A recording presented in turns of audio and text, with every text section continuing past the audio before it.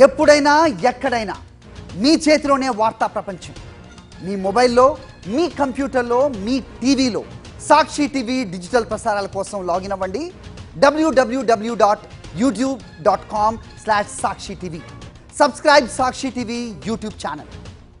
Tollywood hero Ravi Teja కుటుంబంలో తీవ్ర విషాదం నెలకొంది. ఆయన తండ్రి 90 ఏళ్ల రాజగోపాల్ రాజు దీర్ఘకాలిక అనారోగ్యం కారణంగా కన్నుమూశారు. తన తండ్రి నేర్పిన పాఠాల ద్వారా కష్టాలను ఎలా ఎదుర్కోవాలో తెలుసుకున్నానని గతంలో రవితేజ చెప్పారు. మంగళవారం రాత్రి హైదరాబాద్లోని రవితేజ నివాసంలో రాజగోపాల్ తుదిశ్వాస విడిచారు. బుధవారం మధ్యాహ్నం 3 గంటల తరువాత అంత్యక్రియలు జరగనున్నాయి. రాజగోపాల్కు 3 కొడుకులు. వారిలో రవితేజ పెద్ద కొడుకు. రెండో కొడుకు భరత్ 2017లో కారు ప్రమాదంలో మరణించారు. మరో కొడుకు రఘు కూడా సినిమా ఇండస్ట్రీలోనే ఉన్నారు. తూర్పు గోదావరి జిల్లా జగ్గంపేటకు చెందిన రాజగోపాల్ ఫార్మసిస్ట్గా పనిచేశారు. తన ఉద్యోగం కారణంగా ఎక్కువ కాలం నార్త్ ఇండియాలోనే ఆయన గడిపారు.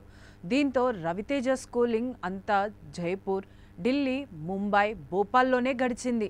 అందుకే రవితేజ చిన్నప్పటి నుంచి హిందీతో పాటు చాలా భాషలు, యాసలు, సంస్కృతులు నేర్చుకున్నాడు.